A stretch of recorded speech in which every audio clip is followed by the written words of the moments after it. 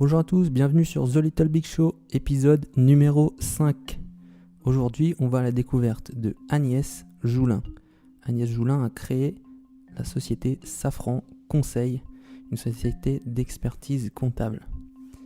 On discute avec elle de pourquoi elle s'est tournée vers les métiers de la direction financière. On parle beaucoup d'ailleurs des métiers de direction financière. Elle a passé 14 ans chez SFR, plusieurs années à la CILAM, chez Holcim à Madagascar et dans d'autres sociétés.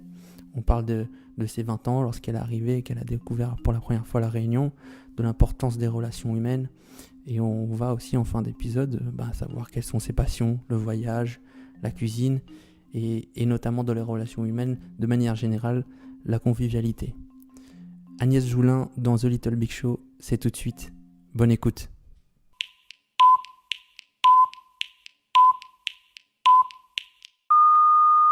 Oui, mais bon, il y a un risque que je parle avec les mains. Il y a quand même un petit risque. Ouais. Donc, okay. Tu vas me dire si c'est assez stable. Mais si c'est pas assez stable, je remettrai les écouteurs. Bah là, c'est parfait. Si je parle comme ça, si je maintiens cette position, je vais m'accouder comme ça, je suis obligée de rester. Toi, tu es sur le 2. Parce que moi aussi, je suis un peu tendance. Je suis pas méditerranéenne, mais je peux bouger un peu. Ah ouais. Ouais. Ouais, ça, c'est une bonne entrée en matière. T'es pas méditerranéenne, mais du coup, t'es d'où? Oh, rien qui me paraisse, moi, particulièrement exceptionnel, puisque je suis de la région parisienne, banlieue parisienne. Donc, ça donne pas une sensation d'avoir des racines très fortes. Il n'y a pas de racines parisiennes? Je ne suis pas de Paris. Ouais. Donc, c'est pas Paris intramuros. Du coup, tu viens d'où alors? Voilà, c'est une banlieue ouest un peu bourgeoise.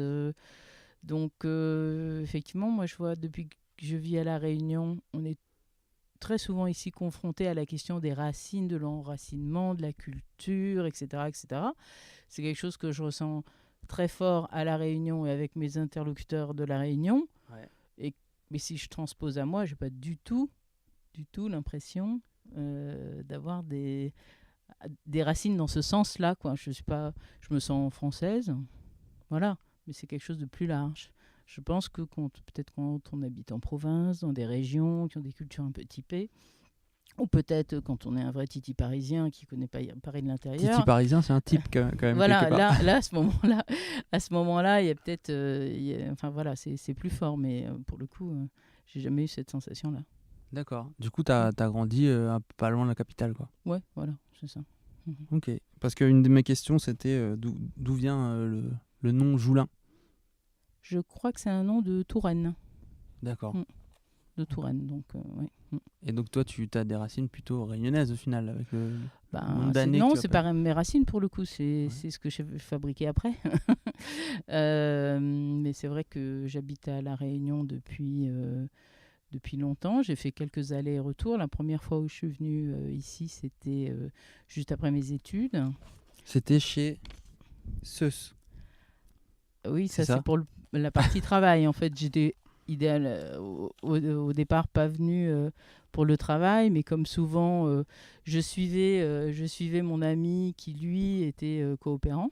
D'accord. C'est les fameux VAT. Ouais, voilà. Okay. Donc, une façon très classique de découvrir l'île et parfois de s'y fixer.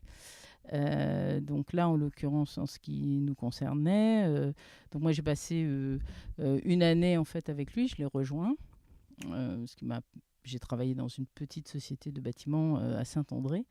Et donc la première ville que tu as, quand tu es arrivé à La Réunion, la première ville où tu as atterri, c'était Saint-André? Non, en fait, j'habitais déjà à Saint-Denis. D'accord, ok. J'habitais à Saint-Denis, mais j'avais trouvé un travail à Saint-André. Okay. Voilà. Et puis après, je suis retournée en métropole. Suivre un parcours professionnel qui était un petit peu plus tracé par mes études. Ouais. Et c'est seulement 3-4 ans plus tard que je suis revenue travailler à La Réunion. D'accord, ok. Et donc aujourd'hui, tu es avec nous dans l'épisode parce que tu as été nominé par David Amiouni. J'aimerais avoir un mot de ta part sur David et sur Verso, ou comme tu sens. David, c'est d'abord, c'est quelqu'un que j'aime beaucoup. Ouais. On a eu l'occasion de travailler ensemble dans mon job précédent, puisque moi j'étais à l'époque directeur financier de SFR à La Réunion.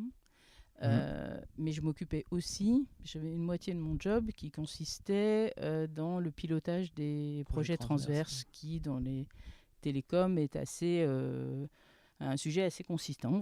Voilà. Donc on gérait beaucoup de projets et puis on s'était lancé dans un projet absolument énorme de refonte de la totalité du système de l'opérateur mobile. Enfin voilà, un truc un peu titanesque qui nous a bien pris 7 ans, hein, donc quelque chose d'un peu long. Et au début de ce projet, j'ai eu l'occasion de connaître David, qui est arrivé Qui était frais venu. Oui, qui est venu en fait au départ travailler alors qu'il était d'un cabinet métropolitain. Et puis très rapidement, avec celui qui est devenu son associé, enfin ils sont intéressés, ils ont très vite eu des velléités de s'installer. Et c'est vrai que, enfin il l'a évoqué un peu lors de son interview que j'ai écouté. Et ils sont installés et on travaillait au début d'abord sur ce projet-là et pour nous. Donc on a eu des années au début de leur activité Verso de travail en commun assez, très régulière, quoi. Voilà. Et donc on a noué une vraie relation. C'est quelqu'un d'intéressant, avec l'esprit large et puis qui s'est complètement intégré. Qui a développé un vrai projet réunionnais qui maintenant rayonne en dehors des frontières de la Réunion, ce qui est plutôt chouette. Ouais, d'accord. Et donc, là, on parle de ta dernière expérience avant de devenir entrepreneur, parce que maintenant, outre le fait d'être dans la finance, tu es devenu entrepreneur, mais voilà, moi je voulais savoir comment on en vient à vouloir travailler en tant que DAF, travailler dans la finance, toutes ces responsabilités. C'est quoi la passion derrière? Alors moi, ça s'est fait... je pense que c'est à la suite d'une influence familiale. Mon influence familiale ne m'amenait pas nécessairement vers la finance, mais mon père avait était cadre d'entreprise, avait ensuite monté sa boîte. Mon grand-père, lui, était venu plutôt d'un métier artisanal et avait fini en industriel. Donc, le monde de l'entreprise m'intéressait. Ça me semblait être l'endroit où il fallait que je travaille. Enfin, j'ai pas eu énormément de questionnements. C'est quoi l'inspiration que tu as eue justement de ton grand-père et de ton père? Bien, il me semblait que c'était là que les choses se faisaient, quoi. Enfin, je sais pas. D'être là où il y avait de l'activité, de l'action. Oui, et puis et des métiers, du travail, et quelque chose qu'on fabrique en commun. Voilà. Et j'ai choisi une filière financière parce que ça me semblait être un endroit d'où on a une vue globale, justement, de ce qui se passe dans l'entreprise. Donc, sujet 1, c'est... moi je vois ma vie dans le monde économique et dans le monde économique je le vois dans les entreprises. Ouais. Ensuite dans l'entreprise, qui faire parce que, après il y a une question de tempérament, mais effectivement je n'ai pas cherché le commercial ou le marketing, etc. Et ce qui m'intéressait dans la finance, c'était cette vision globale qu'on a sur tout ce qui se passe, parce que c'est quand même un peu une tour de contrôle et de connaissances. Donc on est au carrefour un petit peu de tout. Donc moi c'est ça qui m'a amené vers ce métier. Ce qui se passe et ce qui va se passer, quoi. Oui, alors qu'il y a après, un gros volet on découvre, prévoir. Voilà, alors tu me dis comment je suis allée vers ça. Puis après, on découvre en pratiquant qu'effectivement, on ne fait pas que avoir une vue sur divers sujets. On est aussi un acteur important de la partie prospective et on a une participation sur la stratégie qui est importante. Donc effectivement, j'ai pas été déçue. C'est-à-dire que quelque part, cette aspiration qui m'a amenée vers ces métiers-là, après, moi, j'ai bien trouvé mon compte. D'accord. Et est-ce que tu peux nous parler un peu de la SILAM? J'ai vu parce que tu as travaillé pour des industriels et tu as quand même travaillé dans le bâtiment, chez Bâticentre, tu as fait Holcim à Madagascar, la SILAM, SFR. Il y a quand même un gros gap de secteurs entre les premiers secteurs, qui sont des secteurs très industriels, et le dernier secteur qui est le secteur des telcos, qui est un secteur plus plus innovant, en on va fait, dire. je vais revenir un peu au métier. Ce qui me semblait aussi être un atout de ces métiers-là, du métier de la finance, c'est que tu peux le pratiquer sur tous les domaines d'activité, sur tous les sujets. Et ça aussi, ça me semblait être vraiment une ouverture. C'est vrai que moi, je recherchais plutôt des choses qui ne m'enferment pas. Et donc, il y a un vrai... Enfin, voilà, c'est totalement transposable. Les compétences que tu as sur ce type de fonction un peu centrale sont transposables à tous les types d'activités. Alors, ce qui est un atout quand on veut travailler à La Réunion, c'est dans le milieu, qui est un milieu un petit peu restreint. Donc, ça permet de s'appuyer sur une compétence métier qui n'est pas une compétence secteur. Voilà. Donc, tu peux assez aisément passer, comme moi, du négoce de matériaux de construction à la... bon, j'ai fait de l'audit, en fait, ce qui est... Ça, c'était chez Arthur Andersen, c'est ça? Ouais, ça n'existe plus, mais oui, c'était, ça faisait partie des grands cabinets. Donc j'ai fait de l'audit parce que j'avais choisi, parce qu'une des filières, disons, qui était particulièrement bien vue à l'époque pour accéder au métier de la finance, c'était de commencer par les cabinets d'audit. D'accord.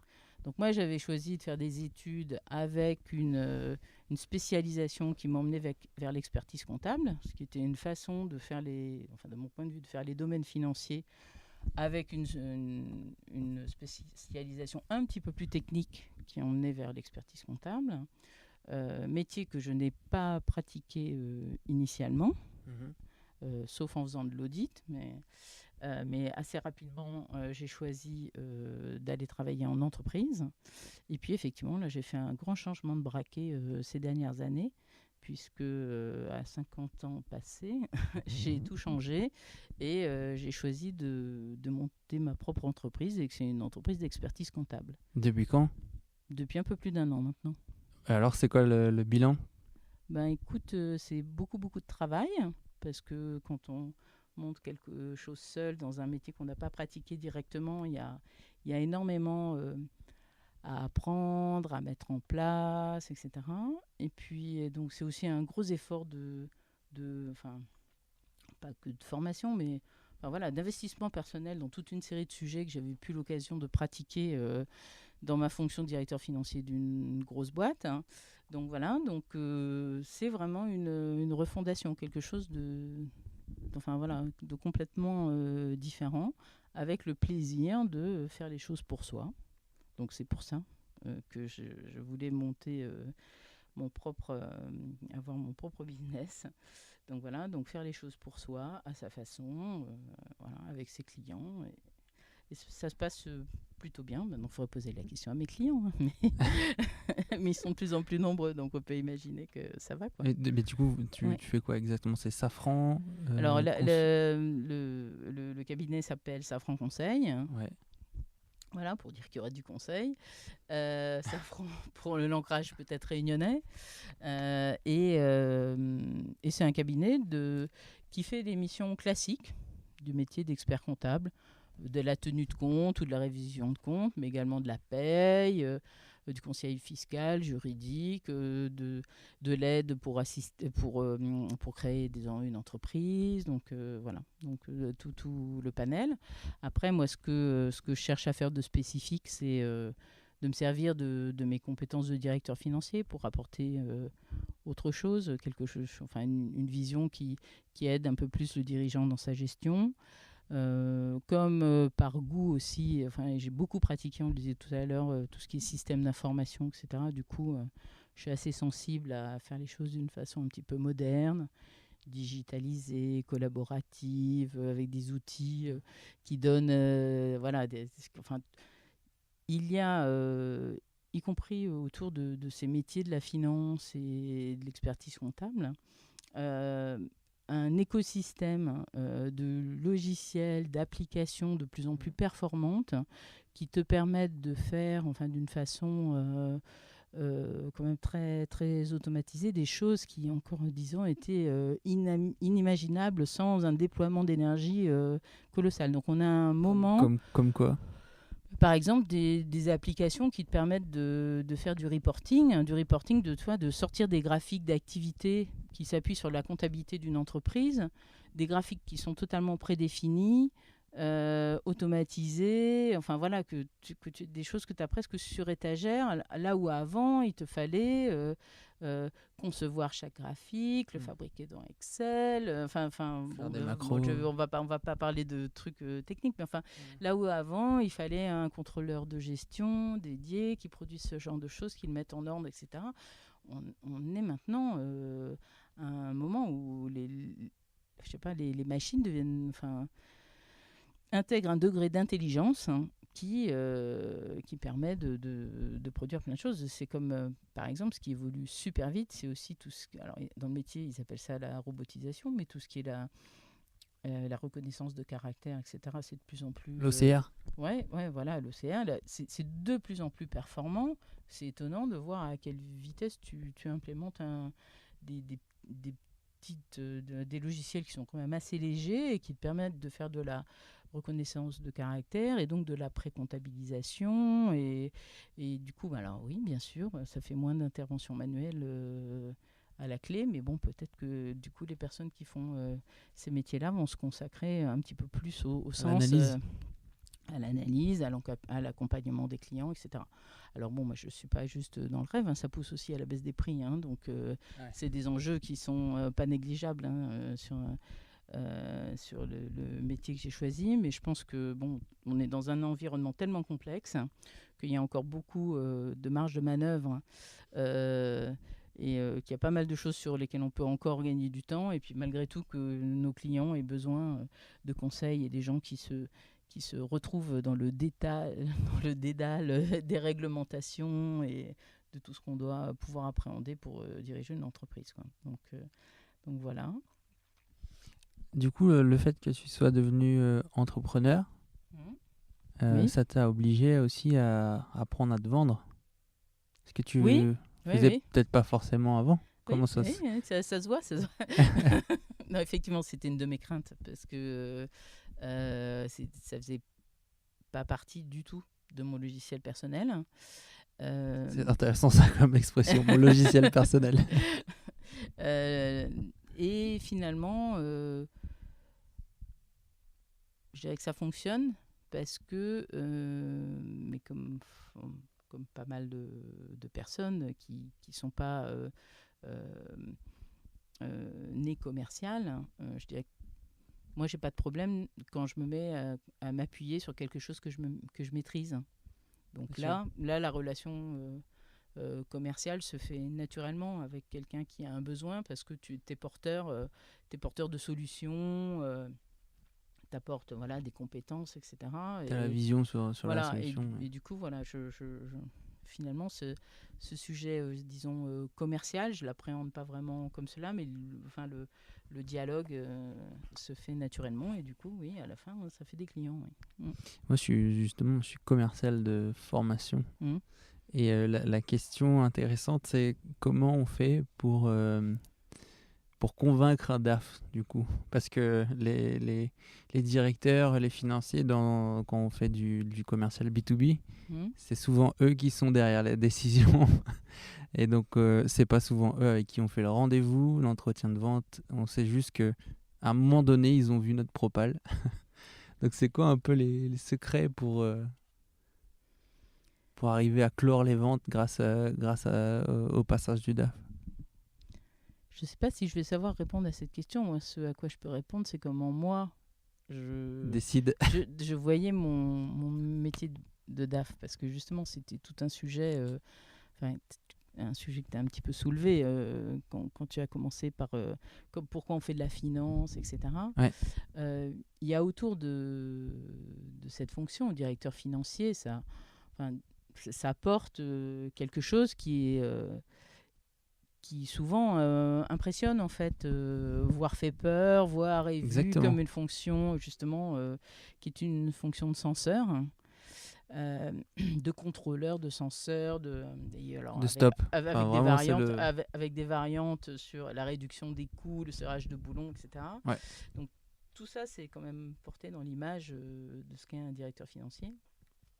Et il se trouve que, mais ça c'est peut-être selon quoi moi je suis peut-être un peu atypique, hein, c'est que moi je me suis jamais reconnue là-dedans.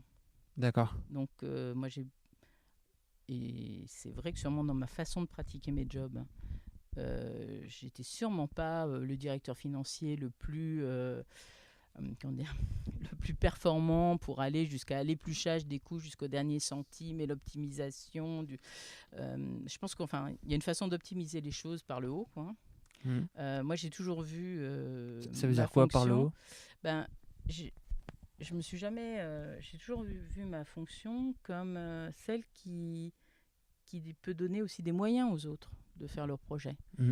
Euh, alors, il y en a peut-être en entendant ça que ça va faire rire, qui vont dire elle exagère. C'est vrai que on amène tout le monde à devoir respecter des budgets, s'engager sur des choses, etc. Et Mais en fait, tout le monde doit te convaincre chaque année en disant voilà, j'ai besoin de ça pour oui, nos oui, objectifs communs. c'est un dialogue. Oui, Ouais. c'est un dialogue, et effectivement, et c'est mieux de convaincre de l'utilité, quoi. Mais j'ai jamais vu. Enfin, les seuls critères ne sont pas les économies. Je pense que c'est effectivement la meilleure allocation des ressources, et c'est ce qui va permettre d'aller le plus loin pour une entreprise. Ça, là, oui, il y a vraiment du sens. Donc moi, j'ai toujours vu ce métier-là d'une façon moins sévère, en fait, que l'image qui en est souvent donnée, parce que c'est aussi un métier de pourvoyeur de moyens, et qui est là auprès des autres pour permettre de faire avancer les projets d'une entreprise. Donc en cela, je trouvais ça enrichissant. Une petite question sur le fait d'être une femme dans le privé Ouais. et dans une carrière financière. Moi, je vais pas te poser une question un peu commune. La question plutôt serait, c'est quoi l'avantage d'être une femme? L'avantage. Bah, peut-être qu'on prend le contre-pied de certaines façons de faire quand on est dans un univers plus masculin. Donc ça permet de trouver une place un peu différente au sein Bon, je réfléchis par exemple, moi lorsque je travaillais à Madagascar, c'était dans un groupe cimentier. Ouais. Alors là, Il y avait des pas beaucoup femmes, de il n'y en femmes. a pas beaucoup, hein. D'accord. Dans le ciment. Elles ne sont pas super nombreuses, peut-être un peu plus aujourd'hui, mais comme ce dont je parle, ça a plus d'une vingtaine d'années. Oui, non, ça a une vingtaine d'années. Il n'y en avait vraiment pas beaucoup. Et à des postes à responsabilité qui n'étaient pas de la com ou qui n'étaient pas des ressources humaines, on ne croisait pas beaucoup de femmes. Mais c'est vrai que ça avait ça avait fait un petit peu peur aux gens qui m'avaient recruté. C'était d'envoyer un directeur financier à Madagascar qui était une femme, quoi. Donc ça leur semblait. Mais bon, moi ça m'a jamais gêné. Enfin voilà, j'ai toujours été dans cette posture-là. J'ai pas senti comment dire, je n'ai pas senti au fil de ma carrière vraiment des handicaps à être une femme. Ceci étant, je pense quand même que le plafond de verre existe, et que le plafond de verre, il vient aussi de tout ce qu'on a intégré en tant que femme, et qui nous amène à souvent être un peu en retrait par rapport Une sorte d'autodiscrimination. ouais, par rapport à ce à quoi on pourrait prétendre. Il y a chez les femmes et les collaboratrices une somme de doutes en fait sur leur capacité à faire, qu'on retrouve moins chez les garçons, quoi. Enfin, et ça, je pense que ça nous est quand même bien inculqué. La preuve en est, c'est Ouais. que je te pose une question sur quels sont les avantages et on finit par parler de quels sont les désavantages. Oui, bah parce que des Tu avantages vois? à être une femme, il n'y en a pas non plus dans l'univers professionnel. Voilà, une certaine façon, enfin, ce que je dis, une certaine façon d'aborder les choses Mhm. qui est sûrement un peu différente, mais pour autant, est-ce qu'elle est toujours un avantage? Je ne sais pas. Donc je dirais que dans le monde dans lequel on est, il y a plutôt des inconvénients, plus ou moins marqués, selon les endroits, les secteurs, etc. Malgré tout, hein, D'accord. Mm. Et on n'a pas parlé de tes études. tu t'as fait tes études à Paris, tu as directement fait des études dans la finance?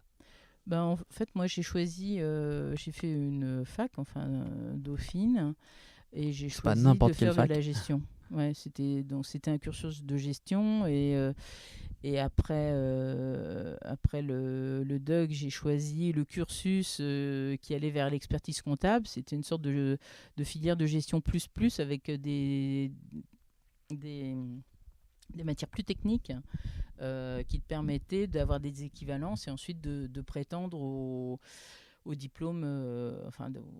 C'est un peu long le diplôme d'expert comptable, mais Ouais. ça te permettait d'emprunter ce chemin-là. D'accord, donc et c'est à quel moment que tu t'es dit, tiens, ça c'est sûr, ça va me plaire? J'ai pas eu de doute. Tu t'es toujours Ouais, dit, ouais, ouais. je veux travailler, je veux être plus tard Ouais, dans la ouais, direction financière. voilà, je veux être en entreprise et il me semble que cet endroit-là, c'est un bon endroit pour le regarder. Ouais, ouais, c'est c'était- c'est une approche de, de personnes très raisonnables. Et déterminé. Et Oui, déterminé. assez. Assez. Et du coup, ton expérience à la SILAM, ça s'est passé comment? C'était en 98-2011. Ouais. T'étais. Mais justement, je revenais de Madagascar. Ouais, c'est ça. Moi, on parlera aussi de Madagascar parce que c'est un pays que j'adore. Mais Donc, ben, écoute, ça s'est très bien passé. C'est une très belle entreprise locale, hein, avec une très belle histoire autour de la filière laitière et du transformation en production locale du lait, enfin de tout ce développement-là. toi, t'es Moi, arrivé à quel moment du développement de la SILAM? au moment où justement ils avaient entrepris plusieurs diversifications, comme la production de glace, hein, comme les fromages. Donc voilà, donc, où en fait ça s'ouvrait vers des gammes, des déclinaisons de produits et des nouveautés. Donc oui, un très bel exemple d'un groupe local, entreprenant. Ouais. Donc un beau souvenir, un très beau D'accord. souvenir professionnel. Ouais. Et dans ces beaux souvenirs, des choses particulières, des anecdotes que tu te rappelles, non? Pas forcément. Non, non, il n'y a rien qui me revient là, mais c'est vrai que c'est aussi des entreprises avec un côté humain assez développé, Ouais, une grande stabilité en fait dans les équipes, et donc ouais, non, c'était agréable. d'accord. Mm. Et juste avant ça, tu revenais de Madagascar. Du coup, Oui. comment t'as découvert Madagascar? Bah, moi, j'ai découvert Madagascar en habitant à La Réunion. J'avais l'occasion d'y faire un ou deux voyages et donc de tomber, mais ça c'est assez facile, amoureuse du pays. Ouais. Voilà. Et puis, à un moment de ma vie, je suis retournée travailler à La Réunion. Enfin, je travaillais pour partie à La Réunion. Je suis retournée travailler, pardon, à Paris. Donc, j'étais Mhm. retournée travailler dans un cabinet d'audit à Paris. Je me partageais un peu entre La Réunion et Paris. Et puis après, ça a été le hasard. Euh, un ami qui me dit, tiens, j'ai vu tel ami qui cherche quelqu'un pour un poste à Madagascar. Je dis, ah bon, oui, comment ça, toi? Enfin, tout de suite, oh là là, mais tu vas partir toute seule là-bas, quelle idée. Et donc voilà, donc je l'ai fait, et je suis pas restée très longtemps, j'ai passé 2 années, mais pour le coup, ça a été très, très formateur sur le plan humain, Ouais. je pense, oui. Euh, Parce que j'en ai vraiment. Je pense que j'ai beaucoup appris sur moi-même lors de cette expérience. Ah, dans Oui. quel sens? Alors, parce que. Donc, moi, j'étais. Dans l'équipe dirigeante, on était deux, trois VASA, comme on dit. Ouais. Mais sinon, je ne travaillais, moi, qu'avec des malgaches. Il a fallu que je me fasse accepter, j'arrive à créer une relation de confiance. Alors ça paraît comme ça à dire, ça paraît tout simple, hein, sauf que là-bas, il y a quand même un contexte les personnes là-bas sont dans des difficultés économiques telles qu'il y a un gap en fait entre l'expat qui arrive et puis les gens qui bossent travaillent en dans le local. même bureau, ouais. Voilà. Donc le gap est énorme.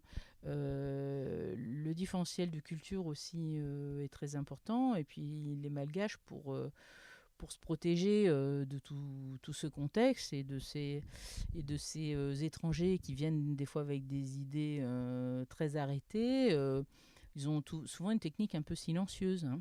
Donc, euh, et, euh, et moi, ce que j'aime bien dire, c'est à cette époque, j'ai vraiment senti que c'était gagné quand, quand on a commencé à me dire non, quoi. C'est-à-dire que D'accord. euh, parce qu'au début, c'est juste formidable, tout le monde est toujours d'accord sur tout, quoi.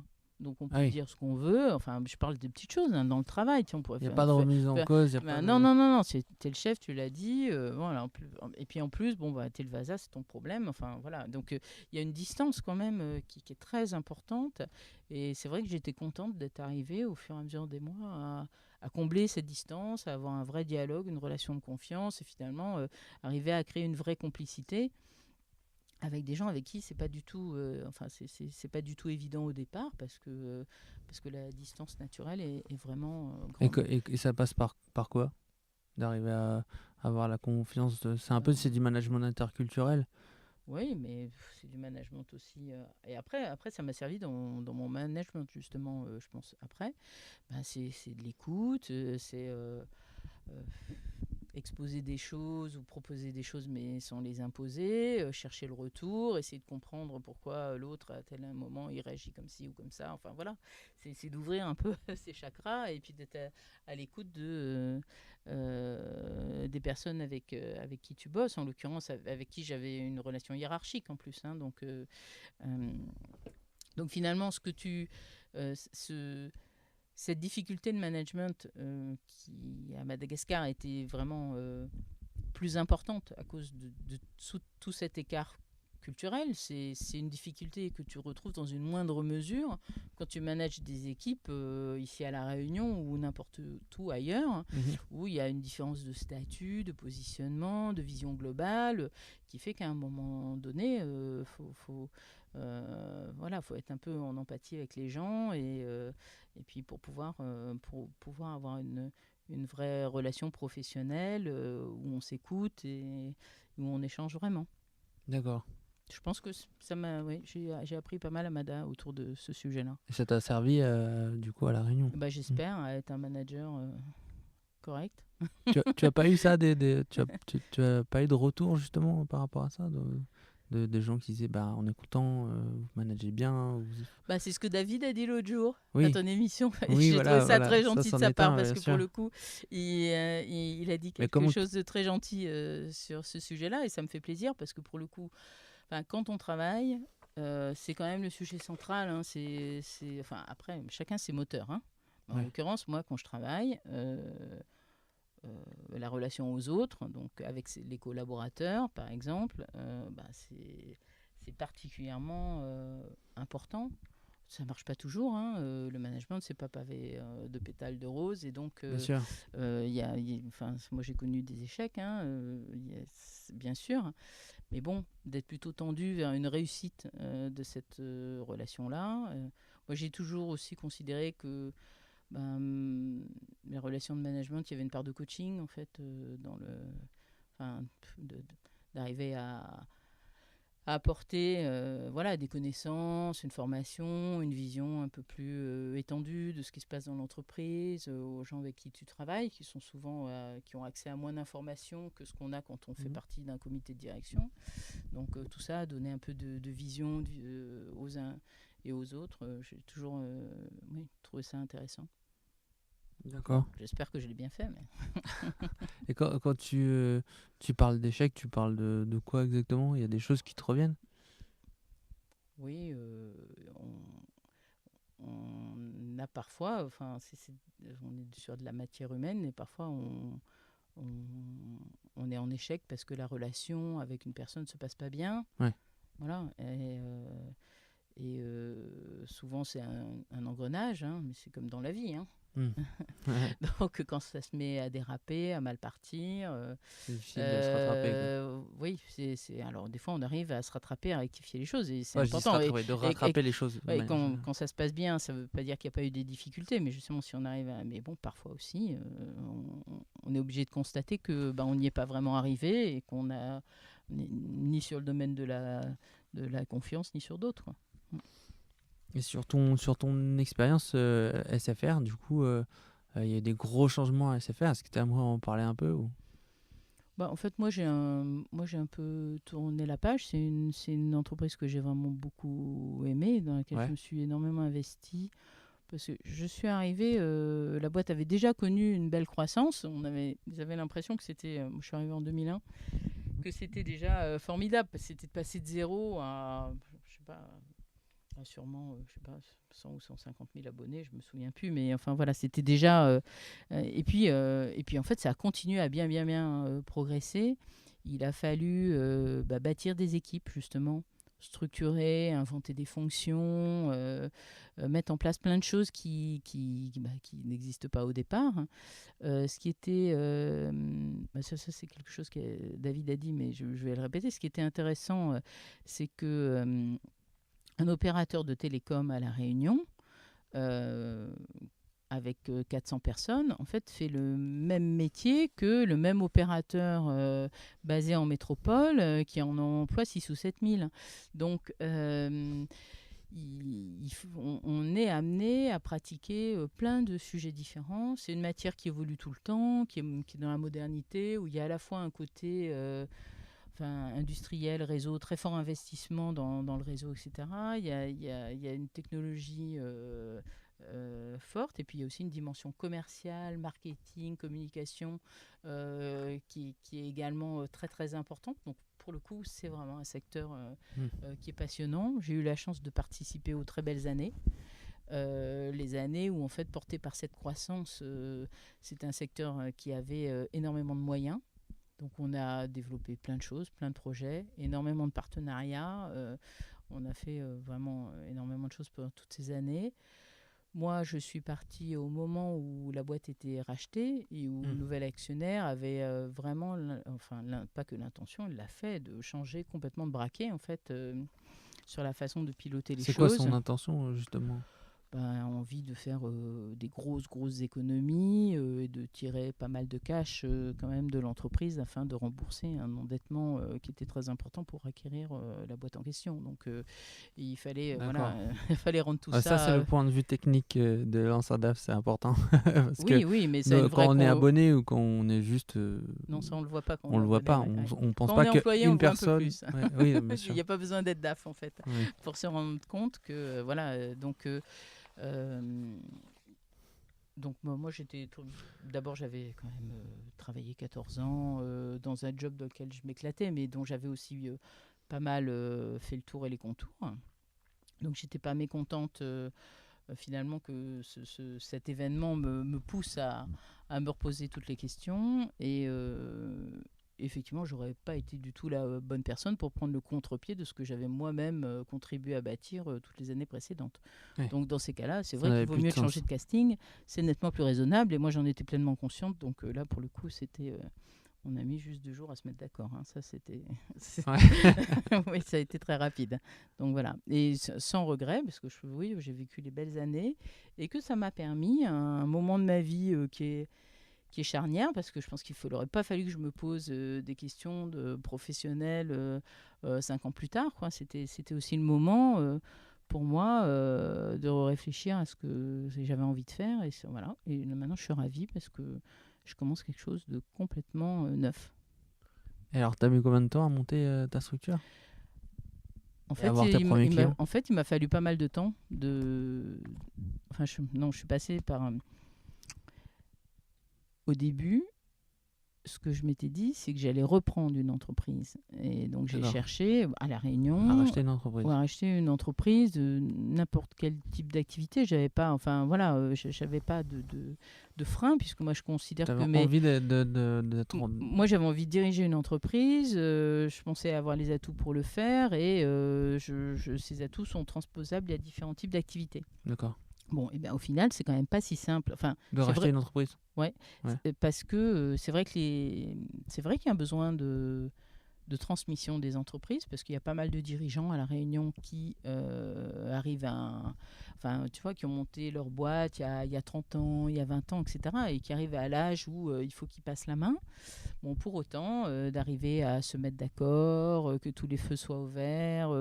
Voilà. C'est pas Donc, évident. ouais, donc j'ai travaillé sur un ou deux dossiers un peu sérieusement, et puis qui à la fin, en fait, n'ont pas abouti. Au bout d'un moment, je me dis, le temps passe quand même. Ouais. Le temps passe, et bon, tout ça, c'est passionnant. En fait, c'est pas des vacances, ça fait de l'activité. Il y avait plein d'étapes, de choses à faire, mais bon, après, tu te retrouves quand ça s'arrête, une négo, et qu'elle n'a pas abouti, tu te retrouves avec tous les compteurs à zéro, et tu dis, mince. Voilà. Et donc, au bout d'un Bon, moment... t'as appris quand même pas mal sur comment négocier, du coup, après. Oui, j'ai bien travaillé le sujet. En plus, je me suis fait un petit peu aider justement pour progresser sur tout ça. Donc, ça m'a été bien utile et fructueux. Et puis, au bout d'un moment, je me suis dit, bon, là, c'est quand même compliqué d'arriver à reprendre une entreprise. Donc, et puis, c'est autour de moi. Enfin, voilà. Et on m'a dit, bah oui, mais toi, tu es diplômé, tu es expert comptable, même si j'avais jamais exercé en tant que tel. Là, je me suis dit, bah oui. Et pourquoi pas voir cette activité comme n'importe quelle autre activité, monter ma propre entreprise. Et maintenant, j'ai une salariée. Là, j'étais ce matin en train de passer des entretiens pour le second salarié. Et voilà. Et finalement, de partir de zéro dans un domaine qui est mon domaine cœur de compétences. Voilà. Ça a été le choix. Donc, tu vois, il a fallu que je passe quand même par des étapes un peu détournées avant d'arriver à ce truc qui peut sembler évident maintenant. Parce que après tout, oui, c'était sur mon CV depuis longtemps que j'étais expert comptable diplômé. Mais moi, ça ne m'a pas du tout semblé évident. Il m'a fallu 2 ans pour atterrir là. Ouais. Et du coup, oui, ça te plaît Oui, complètement je suis ravie, maintenant. oui, parce que j'ai vraiment la sensation de présider à mon destin. Oui, oui. D'accord. Ouais. Ok. Et bon, est-ce qu'on peut un peu s'écarter des sujets Oui. et on va dire C'est toujours professionnels. possible. C'est toujours possible. Non, mais quand on s'est eu au téléphone, tu m'as dit, voilà, tu sais, moi, c'est bonne ambiance, c'est pas philo and co. Moi, ce que j'aime, c'est cuisiner pour mes amis, etc. Oui, c'est vrai. Convivialité. Oui, Ouais, c'est vrai. un peu le mot que j'ai Ouais. retenu. Non, mais c'est vrai, c'est important pour moi. Enfin, j'y passe pas mal de temps. Ouais. C'est-à-dire que il se trouve que, donc effectivement, moi je travaille dans des métiers qui peuvent sembler un peu austères, mais j'ai épousé un artiste, un musicien. Donc ça m'emmène vers des territoires totalement différents. Ça me permet de fréquenter aussi des personnes qui sont des artistes, des créatifs, etc. Et donc avec d'autres aspirations. Donc la musique tient une place assez importante dans ma vie. Avant, j'écoutais pas mal, mais donc maintenant, voilà, je vis dans un environnement où la musique est très présente, et on enregistre cette émission dans un studio d'enregistrement. Donc voilà, et donc ça fait vraiment partie de ma vie aussi au quotidien.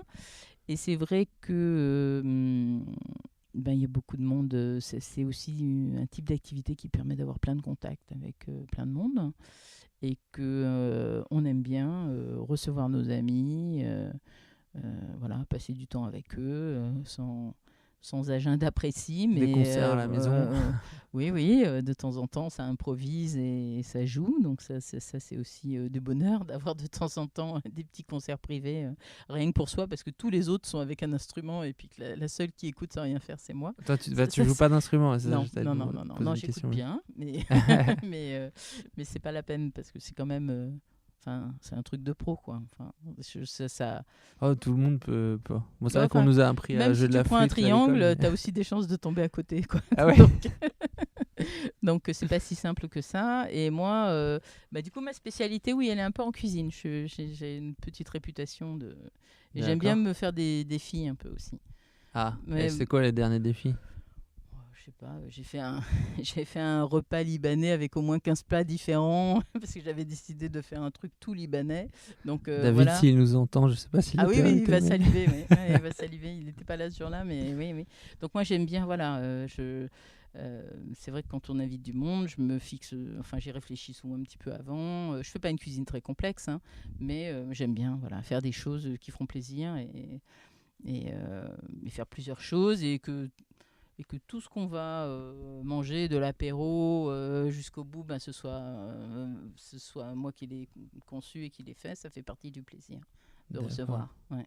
Et t'essayes de mixer un peu ce que tu retrouves à La Réunion, ou vraiment Alors, tu te dis, alors ça aujourd'hui mon- c'est libanais, la semaine prochaine ce sera grec et... non, non, j'ai mes petits, je mélange les influences. C'est quand même lorsqu'on est dans le pur réunionnais, c'est plutôt mon mari qui vraiment D'accord. est très bon Qui est dans le, réunionnais du coup? oui, qui est réunionnais et qui est très bon dans tout ce qui est Carrie. typiquement curry, etc.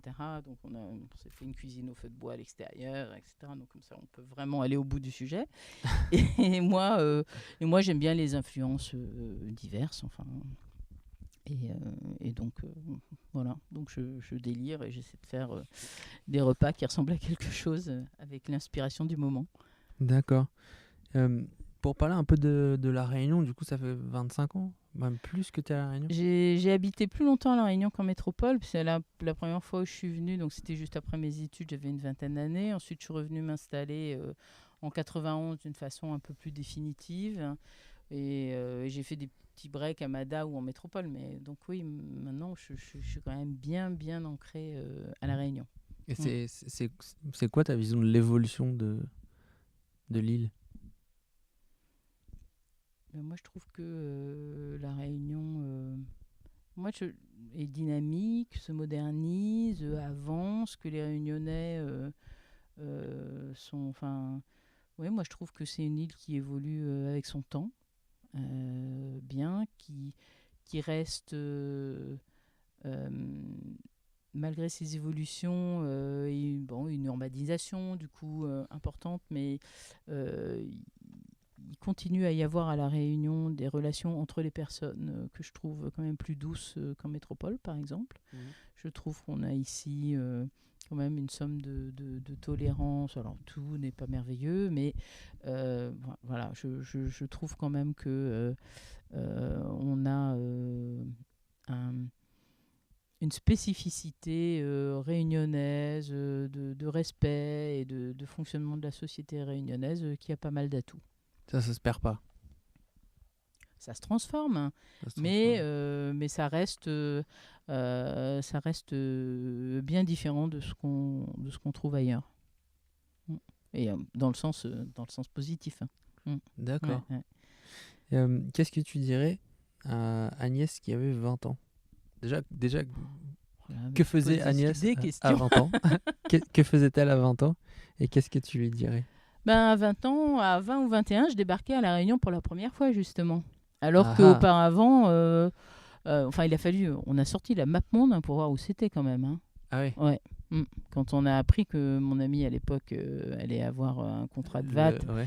et que c'était à La Réunion, franchement, vraiment, on avait des gros doutes sur où ça se trouvait exactement. C'était un voyage Et je avec me souviens très escale et bien qu'on tout. a sorti une petite espèce de ballon lumineux qu'il y avait à l'époque, tu sais, pour regarder où c'était dans l'espace. Donc,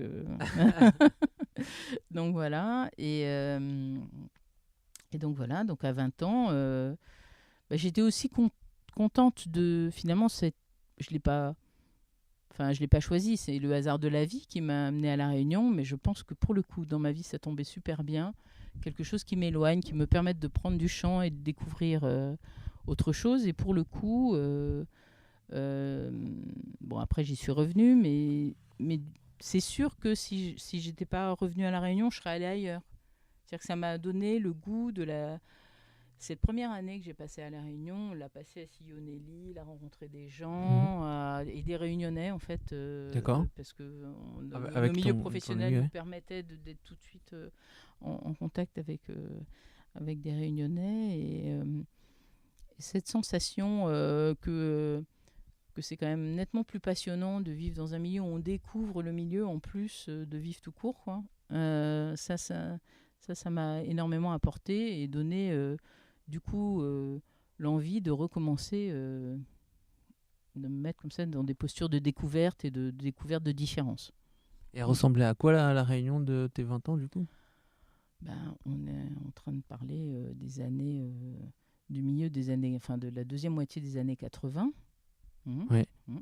86, ouais, 87. Oui, voilà, entre 86 et 90. Et c'était moins urbain. Voilà, comme Maurice aussi, c'était beaucoup moins construit, c'était plus sauvage. Donc la nature... Il y avait moins de monde. Oui, il y avait moins de monde et la nature avait une place plus importante. Voilà, donc de ce point de vue-là, mais bon, c'est pas le seul endroit au monde. Les activités humaines améliorent pas vraiment les choses. Et donc la Réunion a été transformée de ce côté-là, tout en organisant quand même une belle préservation de son patrimoine naturel. Donc ça va, c'est pas un constat trop triste. Mais c'est vrai que il y avait plein d'endroits qui étaient beaucoup plus naturels, beaucoup plus vierges, quoi. Bien sûr. Donc c'est ça qui me revient à l'esprit. Ouais. Et alors, du coup, maintenant, tu lui dirais quoi? Tu lui dirais de changer? Il y a des choses que tu lui dirais de changer? Il y a des choses que tu lui dirais de pas faire? À La Réunion? Juste à Agnès qui avait 20 ans. Ah, Agnès qui avait 20 ans. Ah non, mais moi, je suis pas du tout dans le rétroviseur. Ouais. Ah ouais. Non. Non. Après, dans une vie, on fait des choix. Certains se transforment en galère. On est heureux, on est malheureux, etc. Mais pour autant, jamais j'ai eu envie de... Enfin, je me suis dit, tiens, à tel moment, j'aurais pas dû prendre telle option, quoi. On assume, quoi, jusqu'au bout. Ou pas que jusqu'au bout, mais aussi... Oui, on assume, et puis voilà, enfin... J'ai fait plutôt des trucs, j'étais en accord avec ce que... Enfin, j'ai eu la sensation d'avoir été en accord avec mon moi profond, et bon, ça s'est plus ou moins bien passé selon les épisodes, mais... Donc non, je sais pas refaire le truc en arrière. Hein. D'accord. Ouais. Et un peu sur les dernières questions, tu m'avais dit que tu aimais beaucoup voyager. En tout cas, c'est ce que j'ai pu lire. Oui, je me suis un peu calmée ces dernières années, mais dans ma période, enfin, quand j'étais un peu plus célibataire, etc., je faisais plus de voyages. Toute seule?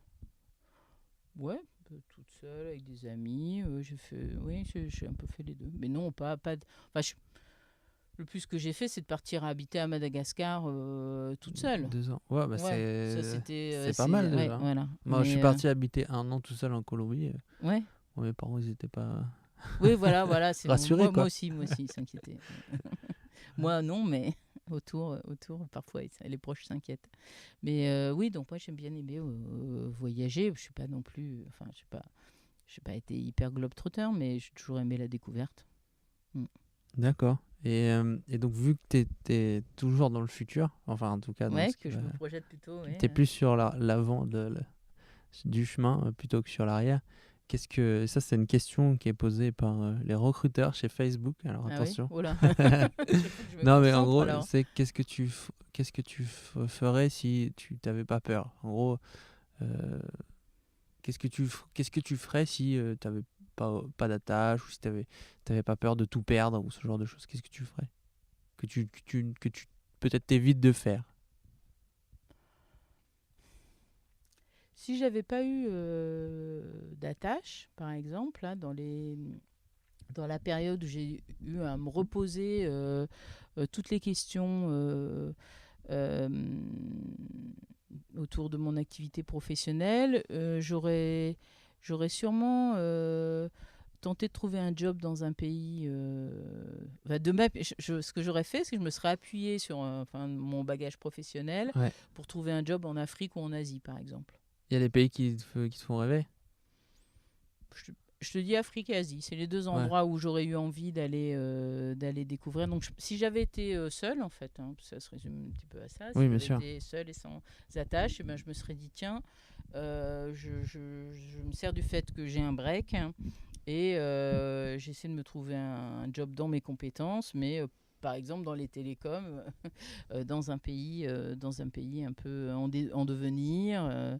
Et je vais comme ça découvrir. Voilà. Oui, je l'aurais fait. D'accord, bah écoute, on touche à la fin de l'épisode. Hein. Je te remercie d'avoir répondu à toutes mes questions. C'est très agréable. Ouais. Si quelqu'un veut te contacter sur Safran, est-ce que tu veux laisser un mail ou est-ce que tu veux que je le laisse dans la description, comme tu veux? Oui, tu peux laisser dans la description. Sinon, c'est agnès@safranconseil. Voilà. Conseil avec un S parce qu'il y a plusieurs conseils.com. Et parce qu'il y a beaucoup de savoir-faire derrière. Voilà. Petite erreur de ma part. Et Ah ça oui, arrive, des fois. C'est une erreur. Hein. On revient alors. On revient. On n'est pas parti. D'accord. Non, juste si tu avais quelqu'un que tu voudrais entendre passer dans The Little Big Show, qui ce serait?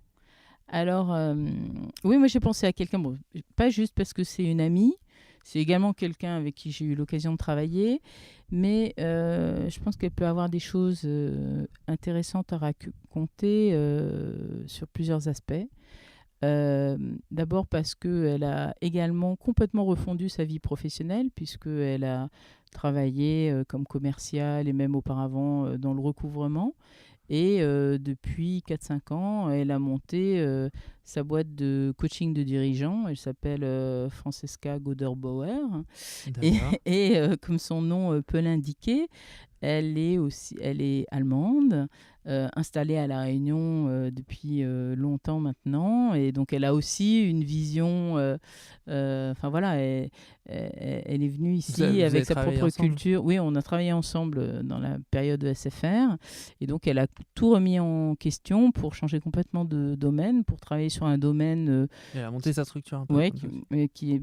Et puis, bon, le coaching de dirigeants, c'est vraiment une matière qui est à la fois proche de l'entreprise, puis proche des gens, puisqu'il s'agit quand même d'aider les êtres humains que sont les cadres ou non dans les boîtes à exercer au mieux leur activité. Et donc, c'est une matière qui est intéressante et qu'elle fait très bien. Voilà, donc c'est à elle que j'aurais pensé. Francesca Goderbauer, c'est ça? C'est ça. Je me suis pas trompé. Ouais, bravo. Cette fois-ci, c'est vraiment la fin. Voilà, je te remercie beaucoup. Merci beaucoup à toi, c'était très chouette. Allez, à bientôt. Allez, au revoir. Ciao. Eh bien, si vous êtes encore là, c'est que vous avez aimé cet épisode. N'hésitez pas à interagir avec moi, m'envoyer un mail, écrire un commentaire, partager cet épisode avec vos autres collaborateurs, m'envoyer les personnes que vous souhaiteriez entendre dans The Little Big Show. Vous pouvez me suivre sur les réseaux sociaux, à travers la page Facebook, en vous abonnant à la chaîne YouTube ou tout simplement en me rajoutant sur LinkedIn puisque je poste tout sur LinkedIn. Voilà, je vous dis à très bientôt.